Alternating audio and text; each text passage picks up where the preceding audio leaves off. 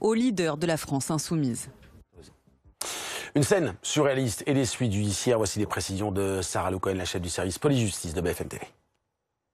Une enquête préliminaire a été ouverte suite à ces perquisitions assez tendues hier des chefs de violence contre personnes dépositaires de l'autorité publique et menaces ou actes d'intimidation, parce que ils ont un peu découvert le parquet de Paris hier, enfin la hiérarchie, les images du quotidien, et ils se sont rendus compte qu'effectivement le magistrat qui avait été envoyé sur place avait été assez malmené, et il y a eu des discussions ce matin, notamment chez les policiers qui étaient présents, pour savoir s'il fallait qu'ils déposent plainte ou pas, parce qu'ils ont considéré qu'ils avaient été outragés, qu'ils avaient été menacés et qu'ils avaient été bousculés. De l'autre côté, les partisans de Jean-Luc Mélenchon déposent plainte eux aussi. Ils sont 4 à déposer plainte pour violences et coups et blessures, parce que il y a une scène selon eux assez choquante. C'est ce policier, alors on le voit pas sur ces images, mais on les voit sur les images du quotidien, qui ceinture l'un des partisans.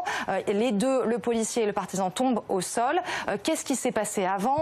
D'où venaient les violences? En tout cas, il y avait un climat clairement tendu, et c'est l'objectif de cette enquête, c'est de déterminer qui était le plus violent, qui a commencé, enfin de savoir précisément ce qu'il s'est passé hier lors de ces perquisitions qui ont été écourtées justement à cause de ce climat particulier. Alors Sarah Lou Cohen, ce qui s'est passé hier, ces perquisitions en elles-mêmes, sont-elles légales? Oui, elles s'inscrivent dans un cadre légal, c'est-à-dire dans le cadre d'une enquête préliminaire pilotée par le parquet de Paris et confiée à l'Office anticorruption de la police judiciaire. 2 enquêtes préliminaires qui visent Jean-Luc Mélenchon et la France insoumise. Alors Jean-Luc Mélenchon a dénoncé la méthode, estimant que voir débarquer chez lui des policiers armés et en gilet pare-balles, ça n'était pas du tout normal. En réalité, c'est une obligation pour les policiers quand ils sont en intervention.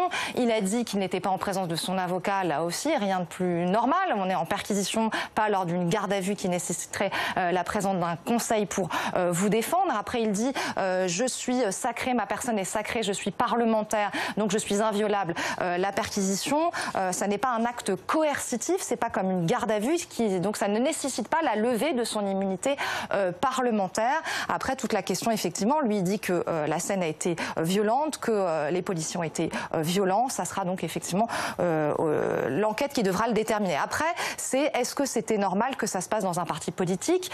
C'est déjà arrivé par le passé. Il y a eu des perquisitions, hein, on l'a vu dans une affaire touchant aussi des affaires d'assistants parlementaires au Front National, on l'a vu au MoDem, on a vu aussi des perquisitions un peu plus anciennes dans le cadre de l'affaire Big Malion à l'UMP, et puis plus récemment, il y a eu une perquisition à l'Élysée dans l'affaire Benalla et à Bercy dans l'affaire Collère. Et puis chez des personnalités politiques, c'est déjà aussi arrivé. Jean-Marie Le Pen avait vu les policiers débarquer chez lui, ainsi que Claude Guéant ou Jean-François Copé.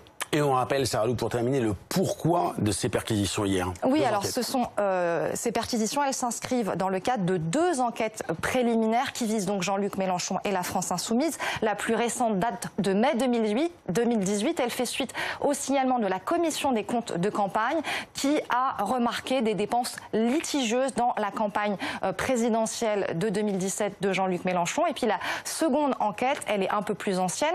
Elle fait suite au signalement cette fois-ci d'une élue frontiste, une eurodéputée, Sophie Montel, qui, non contente que le Front National soit le seul parti dans le collimateur de la justice, avait donné une liste de plusieurs eurodéputés qu'elle soupçonnait d'avoir fait payer par le Parlement européen, alors qu'ils ne travaillaient exclusivement que pour le parti, ce qui a déclenché l'ouverture d'une enquête préliminaire. Voilà dans quel cadre s'inscrivaient donc ces perquisitions.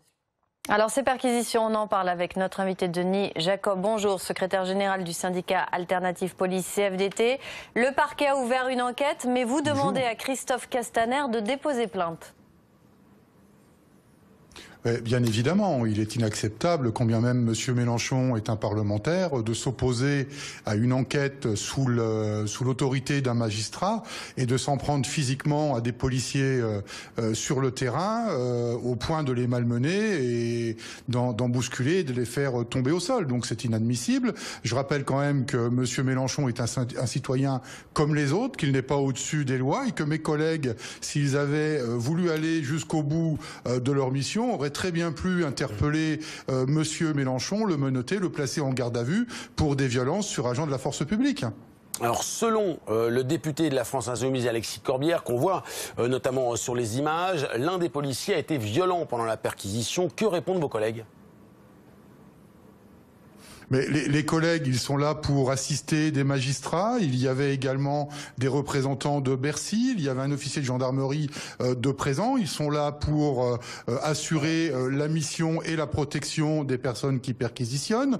Je rappelle également que M. Mélenchon n'avait pas d'absolue obligation d'être présent lors de la perquisition du parti et que mes collègues ont été, je le répète, bousculés, agressés physiquement par des représentants de la France Insoumise et que dans ce cadre, ils étaient tout à fait légitimes à procéder à des interpellations et à faire usage de la force juste et nécessaire.